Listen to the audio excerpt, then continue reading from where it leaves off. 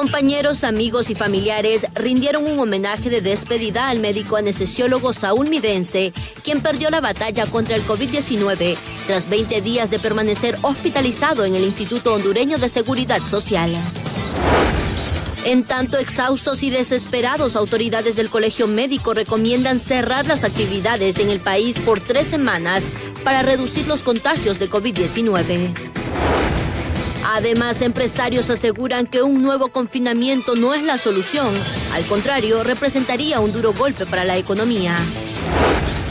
Por otra parte, dirigencia obrera se reúne con economistas para analizar la situación económica de la clase trabajadora y así hacer una propuesta para el ajuste al salario mínimo.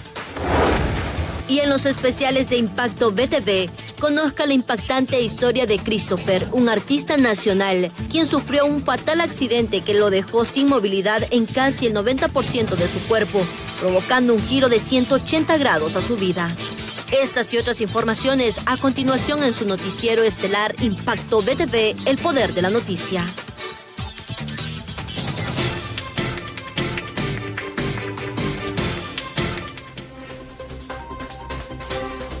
Hola, muy buenas noches. Un gusto una vez más estar con ustedes. Las 6:51. Hoy es miércoles 27 de enero del 2021.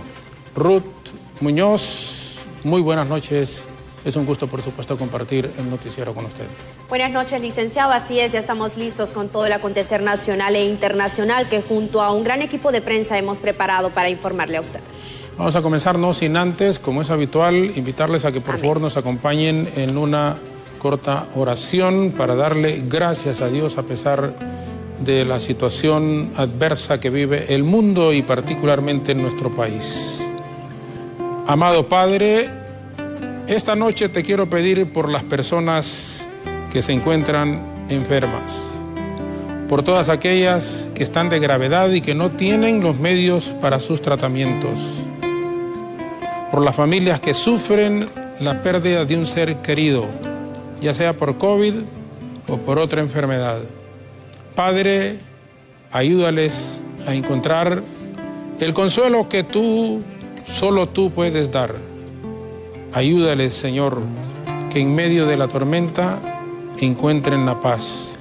Que esta dificultad que están enfrentando, que están viviendo, que estamos todos prácticamente enfrentados con esto de la COVID y la crisis económica que estamos viviendo, no nos dejes de la mano y ayúdanos siempre a confiar en ti, a confiar en tu palabra, que hay un mundo mejor y que tenemos que tener la fe y la fortaleza que debemos afrontar con muchísima valentía y con una gran entereza todas estas dificultades que estamos viviendo, Señor. Ayúdanos a ser como tú. Ayúdanos a tener un corazón limpio y a buscar siempre agradarte con cada uno de nuestros actos. Ponemos en tus oraciones a las personas que amamos, sobre todo aquellos a quienes no se han encontrado contigo, Señor. Todo esto te lo pedimos en nombre de tu Hijo amado Jesús. Amén, amén y amén. Comenzamos con las noticias realmente desagradables, sin ninguna duda, por todos los acontecimientos que pasan en los últimos días. Compañeros, amigas, amigos, familiares rindieron un homenaje de despedida al doctor Saúl Midense. Perdió la batalla contra la COVID-19 tras 20 días de permanecer hospitalizado en el Instituto Hondureño de Seguridad Social aquí en la capital.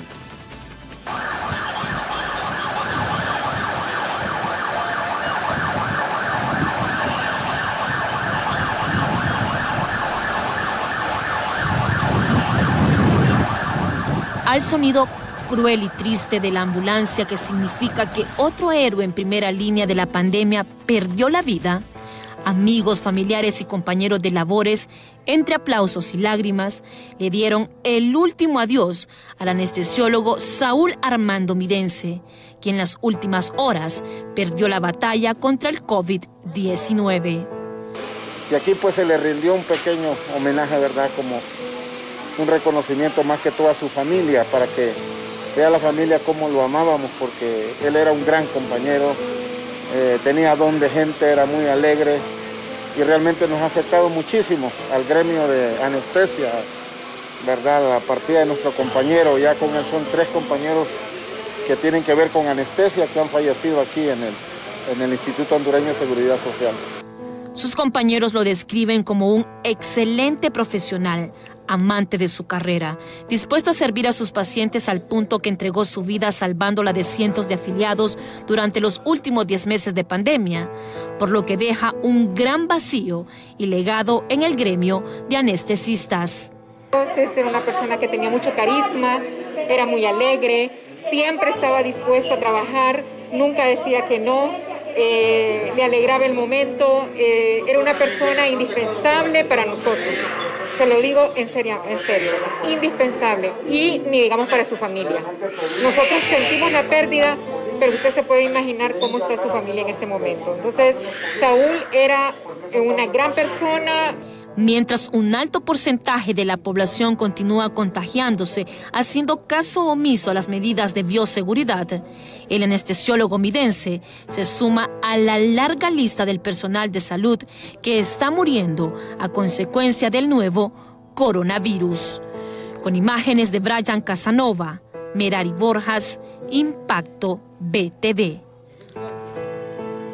Y ante tan lamentables hechos, médicos y técnicos en anestesia denuncian que están muriendo por la baja calidad y el poco equipo de bioseguridad que les proporcionan las autoridades del Instituto Hondureño de Seguridad Social, poniendo por supuesto en riesgo la vida del personal de salud y sus familias ante el COVID-19. Tenemos problemas también en la institución porque no tenemos apoyos. Sencillamente a veces en cuestiones hasta de bioseguridad. Y les digo esto porque aquí las mascarillas, por ejemplo, nos han dado 1 en la semana, 2 en la semana. Y estamos atendiendo día a día los pacientes. Somos los que estamos intubando todos los pacientes de medicina interna. Y muchas veces son inconscientes y nos dicen: se infectó la doctora, se infectó el doctor, se infectó el técnico afuera y no en la institución. Eso no es cierto, porque esta es nuestra segunda casa y aquí convivimos con todos los compañeros día a día y estamos en esta lucha. Emotivo y último adiós para el ingeniero Ernesto Pineda. Fue gerente regional de Hondutel y candidato a diputado por el Partido Nacional por el departamento de Cortés. Murió hoy a causa de la COVID-19 después de haber luchado durante 22 días en el Seguro Social de San Pedro Sula. Bien, y continuamos con estas noticias lamentables a causa del COVID-19, que también le cobró la vida a Martín Mejía. Él era el director de Marimba Úsula. Kenia Chinchilla nos tiene las reacciones de este lamentable hecho. Kenia, muy buenas noches, la escuchamos.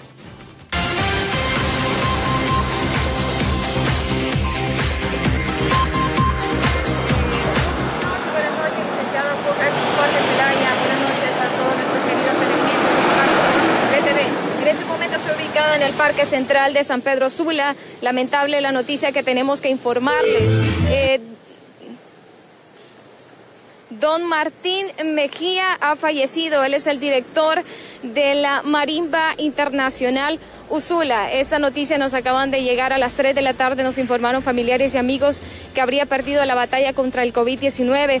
Según también nos informaron, desde el 7 de enero, don Martín había presentado síntomas leves por COVID y que había permanecido en su casa atendido por un médico de la familia. Lamentablemente ayer por la noche empeoró, sus síntomas empeoraron y habría sido trasladado al hospital Mario Catarino Rivas, y hoy, miércoles 27 de enero, nos confirman que ha perdido la batalla contra el COVID-19. Nos hemos ubicado en este lugar porque don Martín era un ícono del artista nacional, era un ícono y artista nacional que representaba a San Pedro Sula y que también deja pues a todo el país en zozobra, deja lamentando, ¿verdad?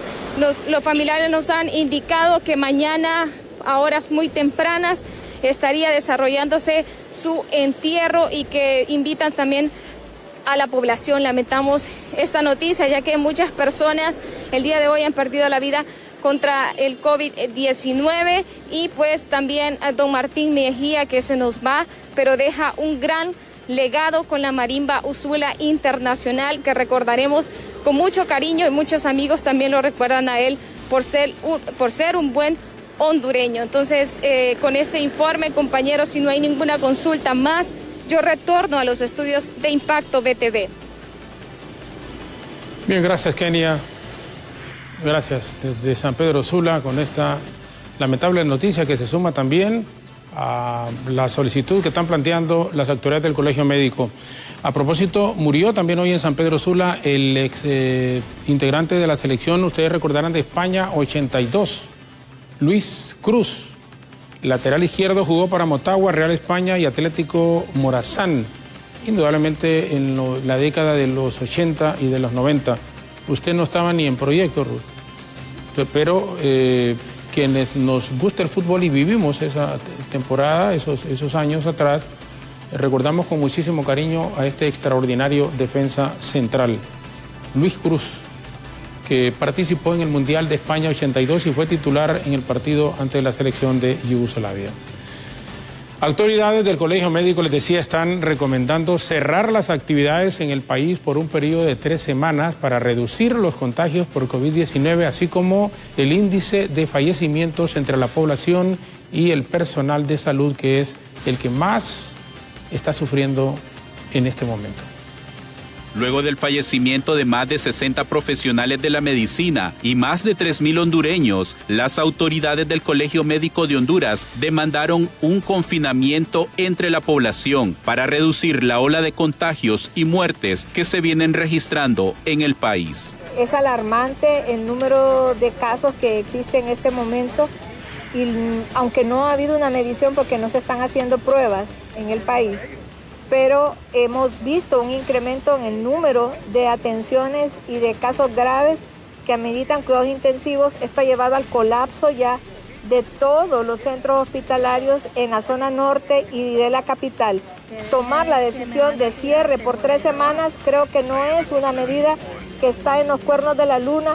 Es una decisión que perfectamente la deben tomar en beneficio de preservar la vida de los hondureños. Para el mes de febrero, el gremio médico espera un repunte aún más intenso de lo registrado durante el año pasado, ya que las cifras son alarmantes en este momento. Mire, así como vamos desde el 1 de enero, que ya la gente se olvidó de la fiesta, esta tendencia va difícil, ¿no? La cantidad de casos va en aumento. En mi oficina somos los que tomamos las muestras en el Hospital Escuela, y la verdad que hemos duplicado la toma en un 100%. La prioridad es salvar vidas, mencionan las autoridades del Colegio Médico, y ya que la población no quiere respetar las medidas, es momento para intensificar las acciones. Con cámaras de Ángel Maradiaga para Impacto BTV, César Euseda.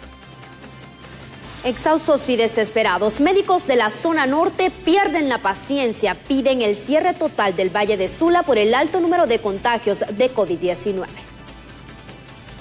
segunda oleada del COVID-19 llegó con fuerzas al Valle de Sula y sigue golpeando al gremio médico, que se encuentra en la primera línea de acción, tratando de salvar a la población.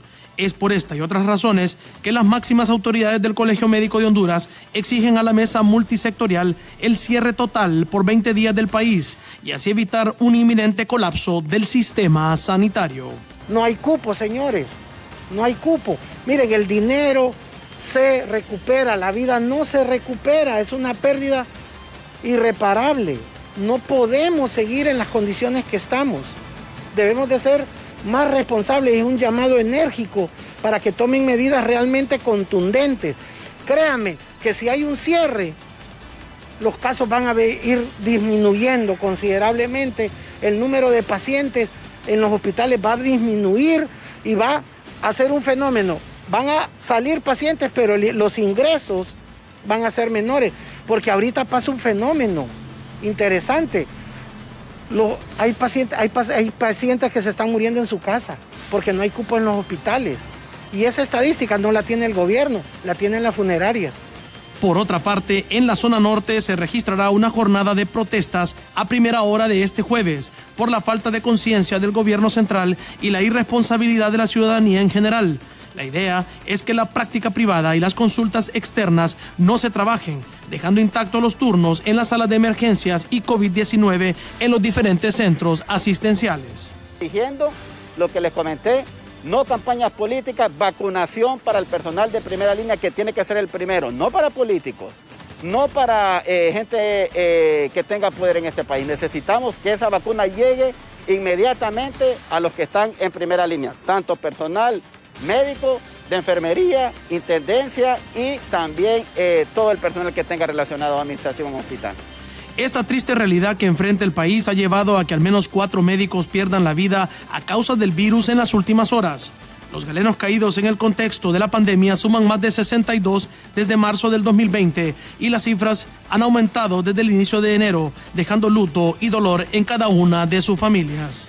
Con imágenes de Marco Villeda para Impacto BTV, les informó Samuel Cuello. Ante el notorio incremento de casos de coronavirus en todo el país, especialmente en la zona norte, y la recomendación del sector médico de incrementar las restricciones y retomar el confinamiento, empresarios expresan que no es la opción más factible y sería perjudicial para la economía. La consternación a lo interno del gremio médico y el personal administrativo que trabaja en cada uno de los centros de salud y hospitales y clippers del país, pero terrible. Y esto también nos contagia en cuanto a emoción, de sentimiento de solidaridad a todos, porque ¿con qué equipos médicos van a quedar los hospitales en cuanto a recursos humanos? Si la gente se nos está muriendo, comenzando por los médicos. La situación es terrible, pero aún así creo que tenemos que pedirle a Dios que nos dé la fuerza de poder resistir y que ojalá nuestras autoridades actúen inteligentemente, no cerrando la economía, porque eso es lo más fácil que hay, ¿verdad? Emprender una iniciativa a través de un decreto en el que se confine a todo el mundo, pero ya tuvimos ese fallido experimento el año pasado cuando estuvimos confinados durante 4 meses. Autoridades del Hospital Escuela y la Fundación Hondureña para el Niño con Cáncer inauguraron este día el laboratorio de histoquímica para realizar la detección temprana del cáncer de manera gratuita entre los pacientes. Buenas noticias para los pacientes del Hospital Escuela, ya que este día se inauguró el laboratorio clínico de inmunohistoquímica, el cual cuenta con un moderno equipo, tecnología y reactivos para realizar una detección temprana del cáncer y otro tipo de análisis para los enfermos oncológicos. Este laboratorio es para hacer un diagnóstico mucho más fino y rápido para diferenciar los diferentes tipos de cáncer en nuestros pacientes hemato-oncológicos y así poder dar un tratamiento oportuno y darles las probabilidades mayores de poder solventar el problema del cáncer en Honduras. Así que esto va a beneficiar a toda la población hondureña en el tema de hemato-oncología. Es el primer centro asistencial en Honduras de la red pública que tiene este tipo de servicio. Este laboratorio será de beneficio para todos los pacientes, porque acá se realizarán totalmente gratis exámenes que son sumamente costosos e impagables para los hondureños de bajos recursos económicos, pero vitales para salvar la vida de las personas. Es que si usted se hace esta prueba o esta biopsia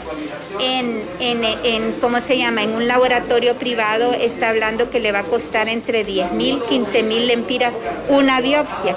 Ahora usted lo va a poder tener aquí en el Hospital Escuela totalmente gratuito y todo apoyado por la institución, por la fundación, y que todos los patólogos y doctores de patología puedan venir y practicar acá los exámenes.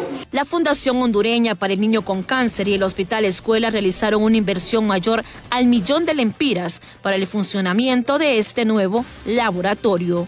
Con imágenes de Brian Casanova, Merari Borjas, Impacto BTV. Las autoridades de salud realizaron la entrega formal de las instalaciones del Hospital Móvil de Tegucigalpa, el principal centro asistencial del país que iniciará actividades el día de mañana y contará con una capacidad para más de 60 pacientes entre graves y no graves de COVID-19. Luego de más de 3 meses de espera, las autoridades de salud realizaron la entrega formal al Hospital Escuela de las instalaciones del Hospital Móvil del Boulevard Los Próceres, el cual contará con una atención superior a los 60 pacientes. Esta entrega del Hospital Modular de Tegucigalpa, a mi criterio particular, a las mejores manos. Las mejores manos en este momento para mí son Hospital Escuela Universitario, con toda su capacidad instalada, con todo su cuerpo médico, ya tienen todos los recursos listos y estamos listos para operar en las próximas 24 horas. Todo eso va a ser canalizado a través de Hospital Escuela. Ellos van a trasladar a algunos pacientes acá y vamos a ir avanzando sobre la marcha. Por parte del director de este centro hospitalario especializado en pacientes COVID, se mencionó que su compromiso es con la población y los pacientes que requieren atención médica. Mi principal motivación es seguir ayudando al pueblo hondureño, como siempre lo he dicho. Ya los que me conocen saben cómo es mi trabajo. Soy alguien adicto a ayudar a las personas y no digamos a nuestros hermanos hondureños. Creo que esto es algo oportuno, ya que estamos en un momento que las cifras ante COVID-19 son bastante alarmantes. Esta dependencia hospitalaria contará con unidades de cuidados intensivos, cuidados intermedios y áreas de estabilización. Al mismo se le asignará un presupuesto mensual superior a los 25 millones de lempiras. Con cámaras de Ángel Maradiaga para Impacto BTV, César Euseda. Cambiamos totalmente de información y es que el sistema público ha iniciado el proceso de matrícula. Sin embargo, dirigentes magisteriales denuncian que no existen condiciones para un regreso a clases seguros. César Uceda nos trae este reporte.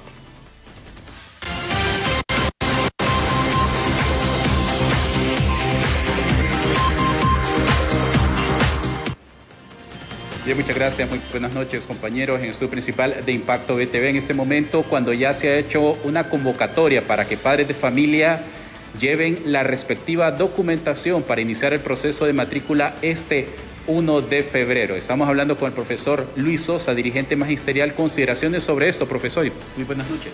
Muy buenas noches. Preocupados, los maestros preocupados por el inicio de este proceso de matrícula en todo el país.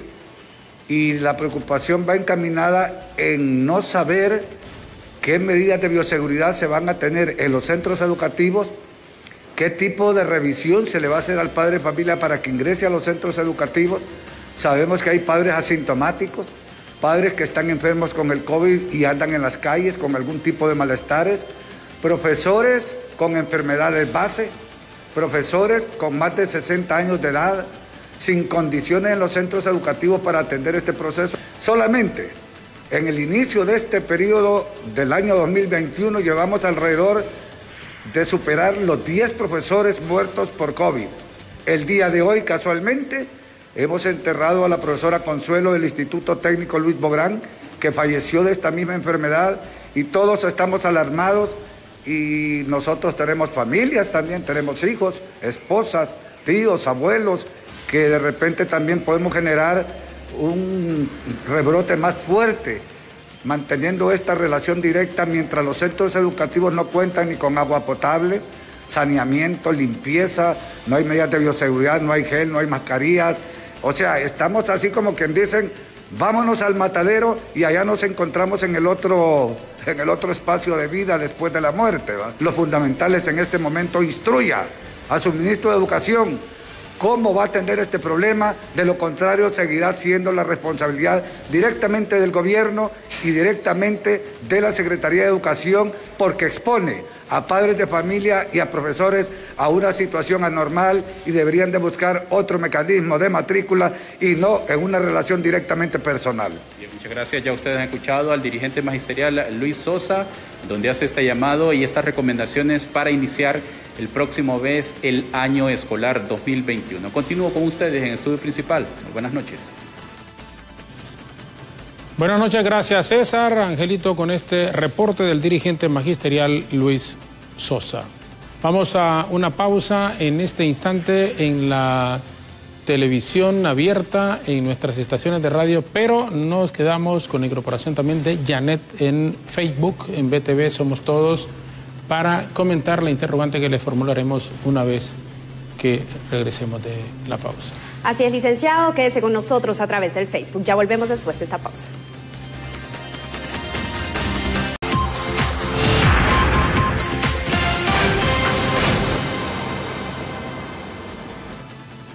Volvemos aquí en la televisión, en la radio, mientras nos quedábamos a través del Facebook con Janet y Ruth comentando esta interrogante. ¿Considera necesario un nuevo confinamiento ante aumento de contagios de COVID-19 en el país? En otros temas, el expresidente del ya desaparecido Tribunal Nacional de Elecciones, el abogado Enrique Ortiz Sequeira, asegura que el crimen organizado está conspirando para que no se lleven a cabo las elecciones internas el segundo domingo del mes de marzo. Debido a que las dos empresas que presentaron sus ofertas para manejar la transmisión de resultados electorales preliminares no reúnen con todos los requisitos, las autoridades del Consejo Nacional Electoral declararán fallida la licitación en las próximas horas. Al no contar primero con los requerimientos de la licitación y segundo con la capacidad, la recomendación de la Comisión Técnica respaldada por nuestro informe de veeduría es declarar fallido el proceso de selección de la empresa. Eso entiendo que será ratificado por el Pleno de Consejeros de tal manera que no se hará la contratación de ninguna de esas dos empresas. Para este expresidente del Tribunal Nacional de Elecciones, poderosos intereses como el del crimen organizado son los que están entorpeciendo el proceso para evitar que no hayan elecciones internas. No solo tienen que ver con el elemento democracia, sino que tiene que ver con el elemento de la impunidad, de la corrupción, del narcotráfico y del lavado de activos. Hoy hay una conspiración de quienes han delinquido en el pasado para evitar que llegue al poder un gobierno que construya nuevamente la institucionalidad. Algunos extitulares del Tribunal Superior Electoral le recomiendan a las nuevas autoridades electorales implementar nuevos mecanismos solo para las elecciones internas. Incluimos otro mecanismo que fue el de un conteo rápido para que la gente tuviera la idea de cómo va avanzando los resultados el día de las elecciones. Eso mismo se puede hacer ahora. Yo lo he sugerido ahora en un programa y lo sugerí anoche al propio Consejo Nacional Electoral. Los concejales electorales cuentan con el apoyo de la comunidad internacional para implementar un mecanismo que sea expedito y confiable, que pueda transmitir los resultados en las elecciones primarias, aseguró el director del Instituto Holandés para la Democracia. En cámaras, Isaac Alcerro, les informó Luis Drón para Impacto BTV. Y empresarios piden a los líderes de los 3 partidos políticos que van a elecciones internas ser responsables y no causar más división entre los hondureños porque la economía del país no aguanta una nueva crisis política. El sector empresarial les pide a los líderes políticos que participarán en la contienda electoral interna ser responsables y que sus propuestas llamen a la unidad de los hondureños y no generar violencia por el bienestar de Honduras. Piensen en el país, en el desarrollo del país. Porque dejar un país en crisis, más todavía, no es bueno para el que quiera gobernar. El que quiera gobernar sobre crisis, que mejor se quede en su casa. Los conocedores de la materia económica aseguran que siempre en los años políticos la inversión nacional y extranjera se detiene debido a la incertidumbre que generan las elecciones. Mire, todo año político ocurre de que los inversionistas postergan sus inversiones porque no saben quién va a ser el próximo gobernante, cuál es su plan de trabajo, cuáles son sus objetivos, van a ser sus prioridades. Entonces, en todo país, los inversionistas son muy cautelosos al momento de invertir.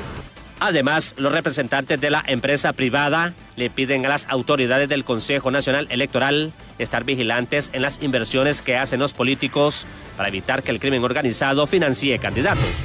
Y justamente ese es el llamado que nosotros hacemos, de que tengan mucho cuidado con las fuentes de donde reciben los recursos, porque también esto genera compromisos que posteriormente, ¿verdad?, tienen serias repercusiones para la población hondureña.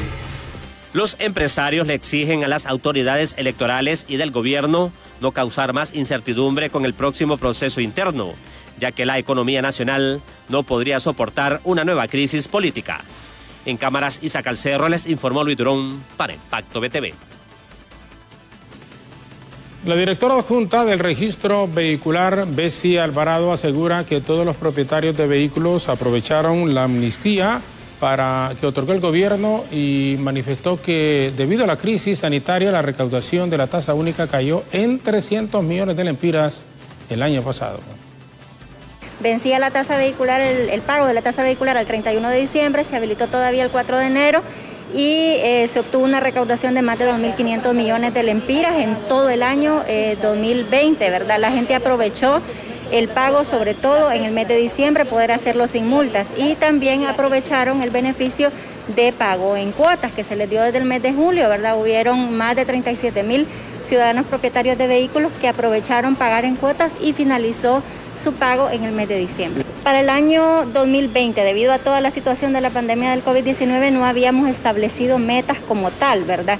Pero la caída de la recaudación en relación al año 2019 fue de un 3%, pero fue mucho menor a lo que pensábamos con todo este tema de la pandemia. Como le digo, los beneficios que el Instituto de la Propiedad estableció para los propietarios de vehículos vinieron a ayudar y hacer que la caída únicamente fuera de un 3%. El director ejecutivo de la Asociación Nacional de Industriales asegura que el aumento al precio de la tarifa eléctrica está provocando una caída en la producción nacional.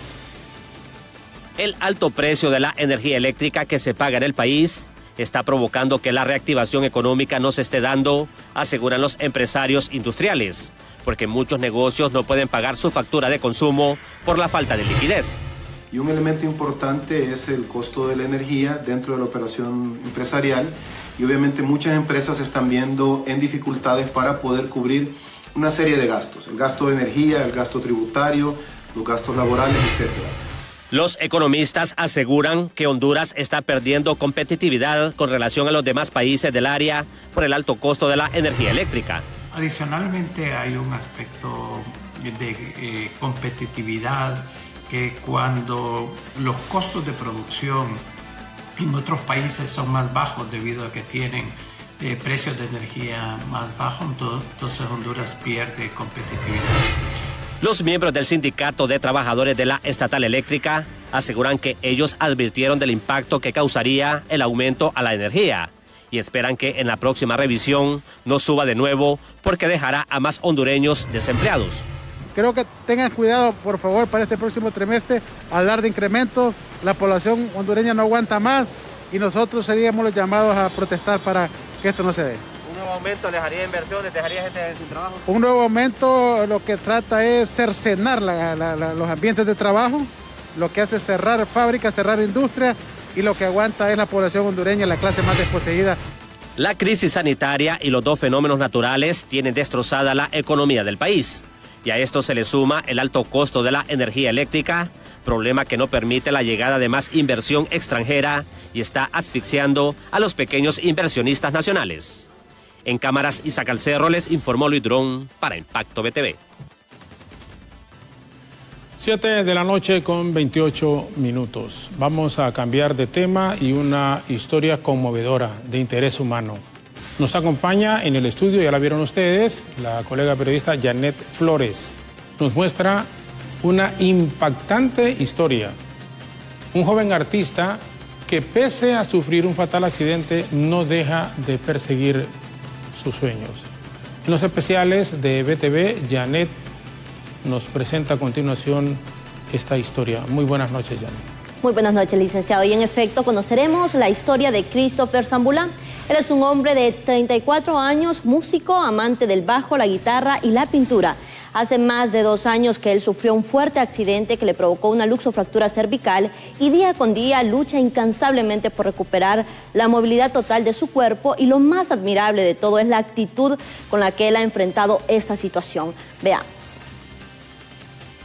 Porque me afecta tu pelo, tu cara, tu mirada coqueta, siempre tan bella, tan segura y completa. Son mi solución. Christopher Zambulán es un joven amante de la música, el arte y la poesía. La vida le cambió totalmente después de sufrir un fuerte accidente que le causó una luxofractura cervical, dejándolo en una silla de ruedas. Sus médicos aseguraron que solo tendría 72 horas de vida.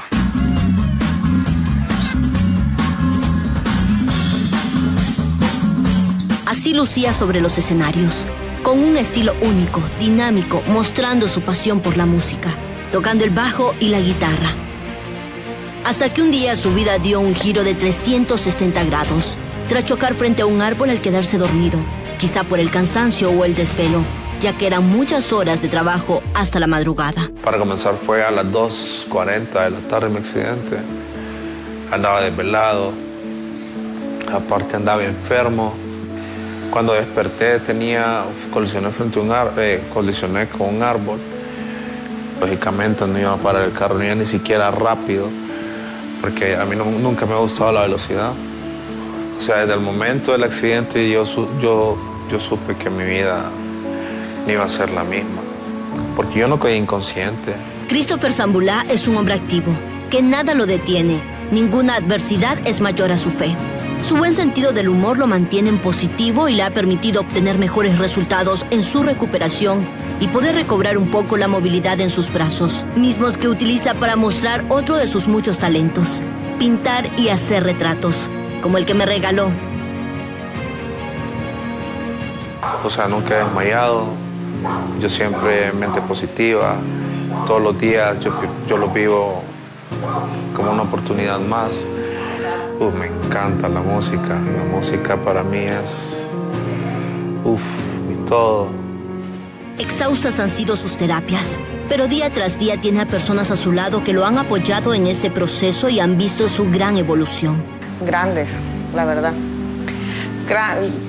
Cambios en cuanto a forma de pensar, en cuanto a más disposición, y también lo más importante es el querer salir adelante. Muchos podrán pensar que la vida se acaba después de no poder caminar y no hacer las cosas por sí mismo. Sin embargo, para Christopher ha sido todo lo contrario.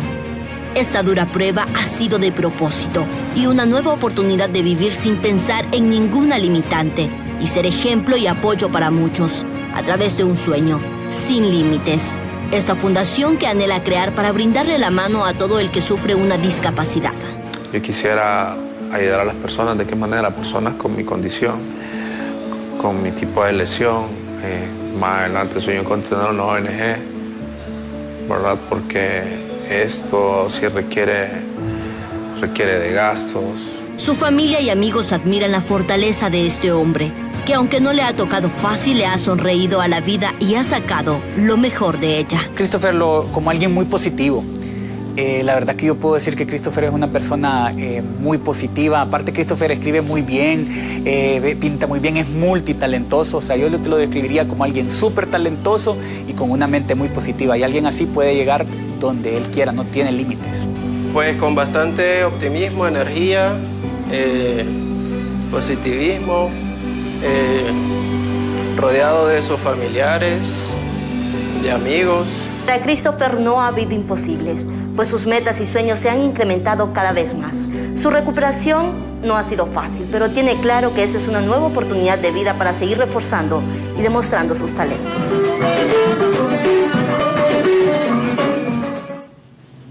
Sigue tocando Christopher Silva, ¿no? O sea, qué bonito. Realmente es una historia maravillosa y que debe servir de inspiración para muchísima gente. Totalmente. Y la actitud de él, como lo decíamos en el reportaje, licenciado, es realmente admirable. Es una persona que usted lo ve y lo único que refleja es un positivismo total. Gracias, Janet. Que nos contagiamos. Definitivamente estaremos ahondando este tema a través del Facebook, así que le invitamos a que nos sintonice también a través de las redes sociales. En tanto, licenciado, nos vamos a una pausa en la señal abierta. Por supuesto, regresamos en este instante. Vamos a la pausa.